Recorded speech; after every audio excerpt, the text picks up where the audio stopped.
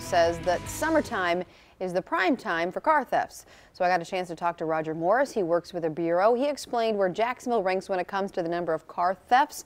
Plus, he also said there is an old school device that could help with deterring thieves. Take a look. Well, we do all 380 metropolitan areas around the country, ranking them by the number of thefts per 100,000 population. So it's the areas where your car is most likely to be stolen. And Jacksonville area comes in at number 80 for last year, and that's moved up the ladder some. It was number 116 in 2015 and number 136 in 2014. So you had a pretty dramatic increase in thefts, up to about 3,750 thefts in 2016. And overall, if you took all your thefts and just went by the number of thefts in the country, you'd be at 46th. But because of the population and the way we rank them, you're at number 80 for 2016. So not terrible, but you could always improve. Yeah, okay, so why? Why is this happening? Why are we even increasing? Why are more cars being stolen in this area, in your opinion?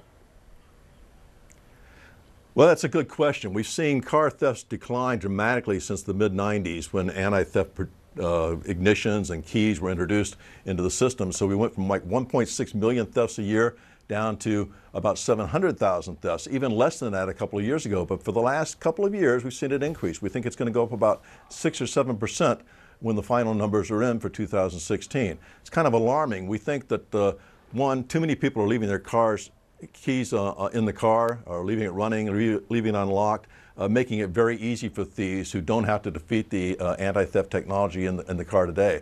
But secondly, we're seeing things like these mystery devices that we talked about a couple of months ago that are being used to imitate the fob, basically steal the signal from your car, and then take that signal and relay it back to the car, the computer in it, and say, hey, this is my key fob, open up. It unlocks the car and then starts the ignition, and people can drive away with it. So the hackers are basically trying to hack the computers on the cars, defeat the anti-theft technology, and use that to steal cars that previously have been virtually unstealable.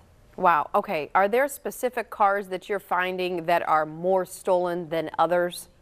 A brand or type, model? Well, unfortunately, every year it's the same old 1996, 97 Honda Accords and Civics always top the list because, one, they don't have the anti-theft technology. Two, they're very popular. There was a ton of them on the road. They're still very valuable for parts and for engines, so they're popular for car thieves. But the newer cars, numbers are not as great. A Honda Accord made in 2015, very few of them are being stolen throughout the year. In Florida, the most stolen vehicles are the Ford pickup, 2006 model, the 2000 model Honda Civic, and the Nissan Altima, 2015, which is kind of scary that a newer model like that made your list for the most thefts in your state. And generally speaking, because I know you can't pinpoint this, but who's stealing these cars? Like, where are they going? Why are there so many people out there? I mean, these are not just joyriders. I know my parents back in the day, we had a car, they left the keys in it overnight. Some kid stole a joyride, found it the next day. Yeah. But what are you finding with your research? Yeah, it's very difficult to hotwire and joyride a car today, but what we find are, excuse me, organized criminal rings are targeting cars. They target the newer, more expensive cars for not only parts, but a lot of times they're stealing those cars, changing the identity, and then shipping them to overseas buyers who spend 2 or 3 times as much for an American car overseas. They're willing to pay that. Cars are also very valuable for gangs. Gangs steal them here in Chicago. They go out to the suburbs, steal the cars from the parking lots and from the driveways, bring them back in the city and use them to commit other crimes. So the one thing you don't want is your car being used to commit another crime. A lot of cars are taken across the border, stolen and taken into Mexico or other countries, and that's unfortunate too. So they're targeted for parts, they're targeted to be VIN switched and resold with a phony title. There's a lot of different ways that they develop it, and they're very good at what they do, and the organized rings are the ones that we're primarily focused on. Yeah, okay, so other than personal responsibility, not leaving the keys in the car, that sort of thing, lock it up at night, what else can we be doing, especially with these key fobs, to make sure that our vehicles are secure? And we about have 30 or 45 seconds left. Well, basically, if they want to steal your car bad enough, they're probably not going to be able to stop them. But basically, make sure you lock it. Make sure you take your fob with you. Watch for your surroundings. If somebody's lurking around your car, you might want to call police and let them know.